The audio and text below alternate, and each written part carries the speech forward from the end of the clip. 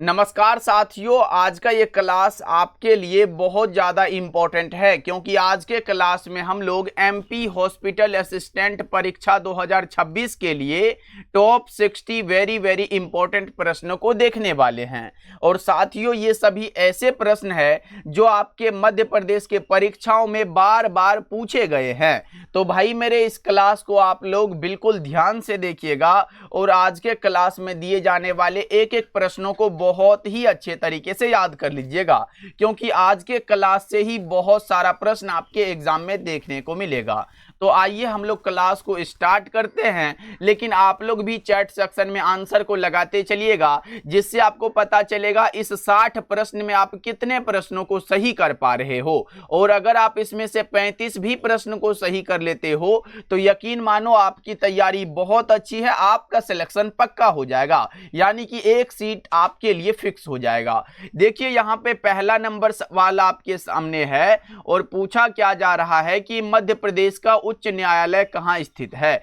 तो मध्य प्रदेश का उच्च न्यायालय जो है ये जबलपुर में है। करेक्ट आंसर आपका डी हो जाएगा।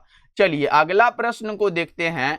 अगला प्रश्न है, खजुराहो के मंदिरों का निर्माण किस वंश ने कराया था। तो खजुराहो का जो मंदिर है भैया ये एमपी यानी कि मध्य प्रदेश के छतरपुर जिले में है और इसका निर्माण जो है चंदेल वंश ने कराया था। करेक्ट आंसर आपका बी हो जाएगा। अगला प्रश्न है, नर्मदा नदी का उद्गम स्थल कहाँ है। जिस प्रकार गंगा का गंगोत्री पढ़े हो, यमुना का यमुनोत्री, इसी प्रकार नर्मदा नदी का अगर पूछा है तो अमरकंटक याद रखिएगा। ओके, चलो आगे बढ़ते हैं। अगला प्रश्न को देखिए। अगला प्रश्न है, तानसेन समारोह कहाँ आयोजित किया जाता है। बताओ जल्दी से। तानसेन समारोह ग्वालियर में किया जाता है। करेक्ट आंसर आपका सी हो जाएगा। अगला प्रश्न देखो यहाँ पे क्या है, मध्य प्रदेश दिवस जो है ये कब मनाया जाता है। मध्य प्रदेश दिवस जो है ये मनाया जाता है 1 नवंबर को। ऑप्शन नंबर बी करेक्ट हो जाएगा, क्योंकि स्थापना 1 नवंबर 1956 को हुआ था। चलो आगे बढ़ते हैं। अगला प्रश्न है, मध्य प्रदेश को किस नाम से जाना जाता है। मध्य प्रदेश को कहा जाता है भारत का हृदय प्रदेश। करेक्ट आंसर आपका सी हो जाएगा। चलो आगे बढ़ते हैं। अगला नंबर सवाल का जवाब बता दो। यहाँ पे है आईने अकबरी के लेखक कौन है। तो ये है अबुल फजल। करेक्ट आंसर ए हो जाएगा। अगला प्रश्न का जवाब बता दो। यहाँ पे पानीपत का तृतीय युद्ध जो है कब हुआ था। 1761 में, क्योंकि 1526 में प्रथम, 1556 में द्वितीय और तृतीय 1761 में। किसके बीच हुआ था। ये मराठा साम्राज्य और अहमद शाह अब्दाली के बीच हुआ था, जिसमें कि जीत अहमद शाह अब्दाली की हुई थी। चलिए आगे बढ़ते हैं। अगला प्रश्न यहाँ पे है, मौलिक कर्तव्य किस देश के संविधान से लिया गया है। तो मौलिक कर्तव्य के बारे में यहाँ पे रूस से लिया गया। करेक्ट आंसर सी हो जाएगा। अगला प्रश्न क्या है, देखो आपके सामने पूछा जा रहा है कि भारत में योजना आयोग का स्थान किस संस्था ने लिया है। तो नीति आयोग।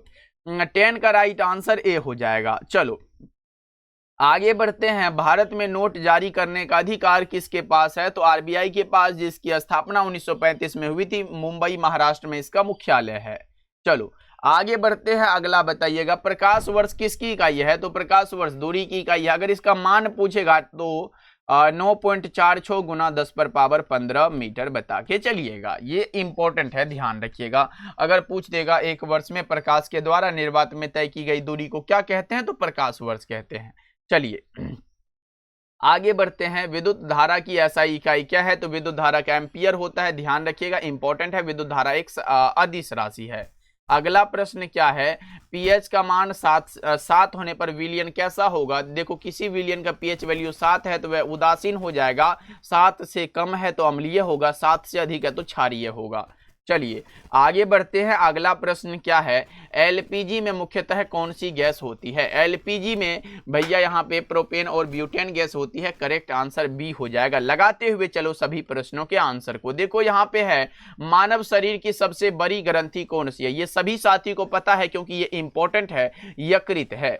चलो आगे बढ़ते हैं। अगला प्रश्न है, आरबीसी का निर्माण कहाँ होता है। आरबीसी का निर्माण जो है ये अस्थि मज्जा में होता है। आरबीसी का सामान्यतः जीवन काल 120 दिन का होता है। ये भी बात आपको याद रख लेना है।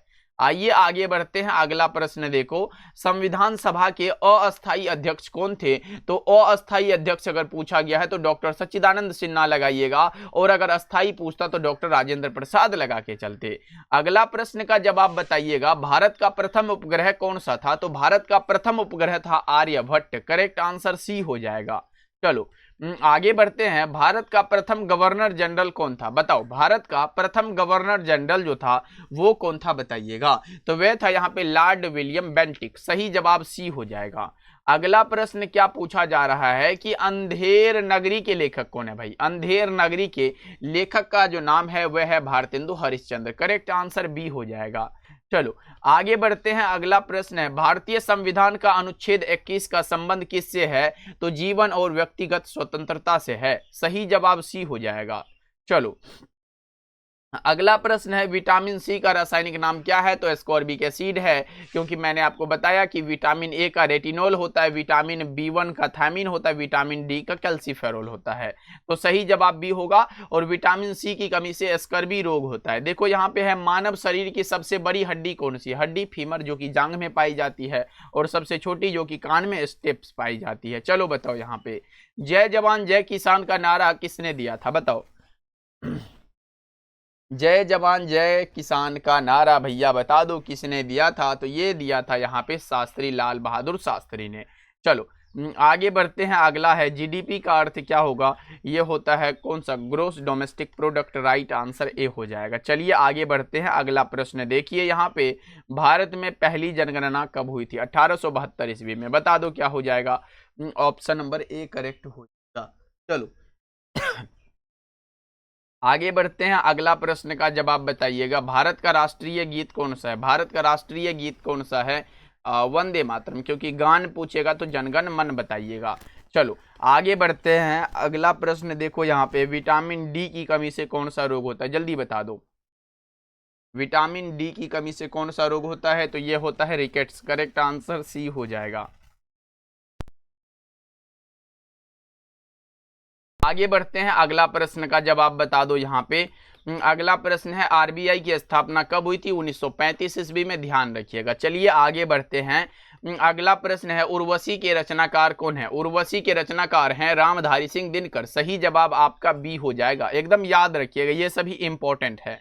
अगला प्रश्न है, ध्वनि की चाल सबसे अधिक जो है किस माध्यम में होती है? ध्वनि की चाल यहाँ पे सबसे अधिक जो है ठोस माध्यम में होगी, क्योंकि अगर प्रकाश की माध्यम निर्वात में अधिक होती है। चलिए आगे बढ़ते हैं, अगला बताओ, भारत छोड़ो आंदोलन कब प्रारंभ हुआ था? 8 अगस्त यहाँ पे 1942 को। करेक्ट आंसर बी हो जाएगा। अगला प्रश्न का जवाब बता दो, यहाँ पे अम्ल का पीएच वैल्यू 7 से कम। मैंने तो बताया, अम्ल पूछेगा तो 7 से कम, 7 से अधिक क्षारीय होता है, 7 उदासीन होता है। चलो आगे बढ़ते हैं, अगला प्रश्न है, भारतीय संविधान का हृदय एवं आत्मा किसे कहा जाता है? तो अनुच्छेद 32 को कहा जाता है। ऑप्शन नंबर सी बिल्कुल करेक्ट होगा, जो कि संवैधानिक उपचारों के अधिकार से संबंधित है। अगला बताइएगा, अगला प्रश्न है, भारत का नेपोलियन किसे कहा जाता है? तो समुद्रगुप्त को कहा जाता है। बी ऑप्शन लगा के चलिएगा। मेरे प्यारे से साथी, थोड़ा सा तबीयत खराब है, इसलिए प्लीज एक बार क्लास को सभी साथी लाइक कर लीजिएगा। जितने साथी देख रहे हो एक बार क्लास को जरूर लाइक करिएगा और सब्सक्राइब भी कर लीजिएगा अगर आप नए नए जुड़ रहे हो। तो बहुत सारे साथी अभी भी सब्सक्राइब नहीं किए हैं, तो याद रखिएगा सभी साथी सब्सक्राइब कर लीजिएगा। ओके, और एक बात मैं बता दूं, जितने साथी नए जुड़ रहे हो वो बताइएगा कि हाँ भैया मैं नए नए आ रहा हूं, तो पिछला जितना भी क्लास आपका छूट गया होगा उसका सारा पीडीएफ मैं आपको भेज दूंगा। देखो टेलीग्राम पे भेजेंगे तो टेलीग्राम अभी बैन चल रहा है, तो 22 को जैसे ही ओपन होगा ये सभी पीडीएफ मैं आपको सेंड करने वाला हूं मेरे भाई। तो याद रखिएगा ओपन होते ही आपको मिल जाएगा। तो इसीलिए सब्सक्राइब करके कमेंट में बताइएगा कि हाँ भैया हम इतने साथी नए नए जुड़े हैं आपके साथ। देखो यहाँ पे क्या है, रामचरितमानस के रचयिता कौन है? तो तुलसीदास लगाइएगा। चलिए आगे बढ़ते हैं, अगला प्रश्न का जवाब बताइएगा, आरबीआई का मुख्यालय कहाँ स्थित है? तो ये मुंबई महाराष्ट्र में है। करेक्ट आंसर बी हो जाएगा। अगला प्रश्न है, भारत में राष्ट्रपति का चुनाव कौन करता है? तो भारत में राष्ट्रपति का जो चुनाव करता है मेरे भाई वो निर्वाचक मंडल करता है ना। बिल्कुल, ऑप्शन सी करेक्ट हो जाएगा। चलो अगला प्रश्न है, प्रथम गोलमेज सम्मेलन कब आयोजित हुआ था? प्रथम गोलमेज सम्मेलन जो है वो कब आयोजित हुआ था? बहुत अच्छे, 1930 को। आइए आगे बढ़ते हैं, अगला बताइएगा। अगला प्रश्न है, संविधान का संरक्षक जो है किसे माना जाता है? संविधान का संरक्षक अगर आप जानोगे तो वह माना जाता है सर्वोच्च न्यायालय को। चलो आगे बढ़ते हैं, अगला नंबर सवाल का जवाब बता दो। रक्त में शर्करा की मात्रा नियंत्रित करने वाला हार्मोन कौन सा है? तो वो हो जाएगा यहाँ पे इंसुलिन। ये मानव हार्मोन इंसुलिन है। चलो आगे बढ़ते हैं, यहाँ पे है भारत में श्वेत क्रांति का जनक जो है ये किसे कहा जाता है? वर्गीज कुरियन को। करेक्ट आंसर बी होगा। हरित क्रांति MS स्वामीनाथन को। अगला प्रश्न का जवाब बता दो, अमीबा में प्रजनन किस विधि से होता है? तो अमीबा में यहाँ पे द्विखंडन के द्वारा होता है। किनके द्वारा? द्विखंडन के द्वारा। अच्छा बताइएगा, एग्जाम में आ जाएगा हाइड्रा, उसके बाद या तो यीस्ट पूछ देगा, हाइड्रा और यीस्ट आएगा तो आप किसके द्वारा बताओगे? ये मुकुलन के द्वारा इसमें होता है। इसमें भी अलैंगिक जनन होता है लेकिन किसके द्वारा? मुकुलन द्वारा। इसमें भी अलैंगिक जनन होता है लेकिन किसके द्वारा? द्विखंडन द्वारा। अमीबा आए या फिर पैरामीशियम आए, दोनों में आप द्विखंडन बताइएगा। अगला प्रश्न है, भारतीय राष्ट्रीय कांग्रेस की स्थापना कब हुई थी? 1885 ईस्वी में। चलो आगे बढ़ते हैं, अगला प्रश्न है, विद्युत शक्ति की SI इकाई क्या है? तो विद्युत शक्ति का यहाँ पे क्या हो जाएगा बताइएगा? वाट हो जाएगा। ऑप्शन नंबर सी बिल्कुल करेक्ट है। अगला प्रश्न है, मधुशाला के लेखक कौन है? बताओ जल्दी से, मधुशाला के लेखक का नाम बताइएगा जल्दी जल्दी से मेरे प्यारे से भाई।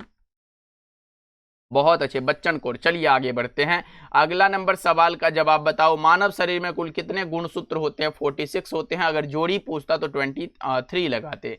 अगला प्रश्न है, भारतीय संविधान जो है कब लागू हुआ था? भारत में भैया संविधान लागू हुआ था, ये हुआ था 26 जनवरी 1950 को। चलिए आगे बढ़ते हैं, अगला नंबर सवाल है, संविधान सभा में उद्देश्य प्रस्ताव किसने प्रस्तुत किया था? संविधान सभा में उद्देश्य प्रस्ताव प्रस्तुत किया था जवाहरलाल नेहरू ने। करेक्ट आंसर बी हो जाएगा, याद रखिएगा। अगला प्रश्न है, मानव शरीर की सबसे छोटी हड्डी कौन सी है? मानव शरीर की सबसे छोटी हड्डी कान में स्टेप्स पाई जाती है, बड़ी हड्डी जांघ में फीमर होती है। चलो आगे बढ़ते हैं, अगला बताइएगा, इंडिका पुस्तक के लेखक कौन है? तो मेगास्थनीज हो जाएगा। सही जवाब आपका सी हो जाएगा। चलो आगे बढ़ते हैं, अगला नंबर सवाल का जवाब बताओ, कामायनी के रचयिता कौन है? कामायनी बताओ। Kamayani Jaishankar Prasad. Option number C हो जाएगा।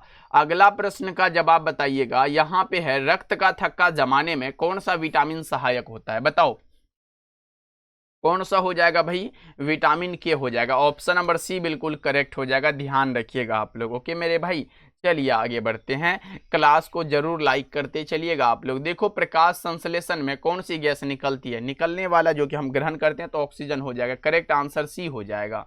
अगला प्रश्न का जवाब बता दो, पंचतंत्र के रचयिता कौन है? पंचतंत्र के रचयिता बता दो।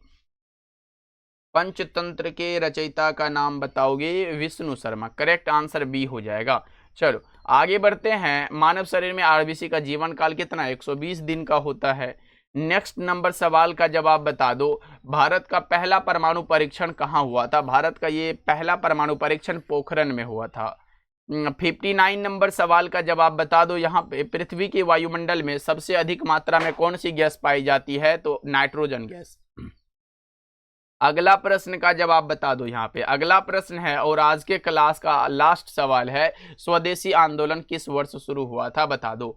स्वदेशी आंदोलन 1905 में शुरू हुआ था। ऑप्शन ए लगा दो। तो मेरे भाई आप लोग कमेंट करके बताइएगा ये क्लास कैसा लगा। जितने साथी न्यू जुड़े हो बता दीजिएगा कि हाँ भैया हम न्यू जुड़े हैं, लेकिन सब्सक्राइब भी कर लीजिएगा सभी साथी। ओके, सारा PDF नोट्स आपको मिल जाएगा। ये जैसे ही ओपन हो जाएगा टेलीग्राम, आपको ये जस्ट सेंड कर दिया जाएगा। ओके, मिलते हैं फिर अगले क्लास में, तब तक अपना ध्यान रखिए।